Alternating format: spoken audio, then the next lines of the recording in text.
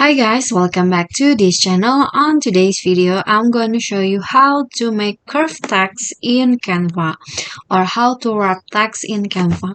So here is my design example. I've added from Canva template, and then I'm going to make this text curve. So what you need to do is click on the text and then click on effects, and here you can see the curve option in the shape category of the text effect. Just click on this and then you can adjust the curve, but I'm going to make it smaller so we can curve uh like this.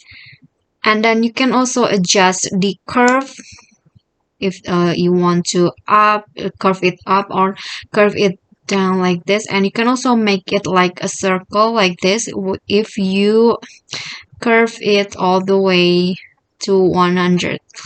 I'm going to make it like this, and then you can adjust the size like that. Okay, it's so easy and I think you can follow it right away.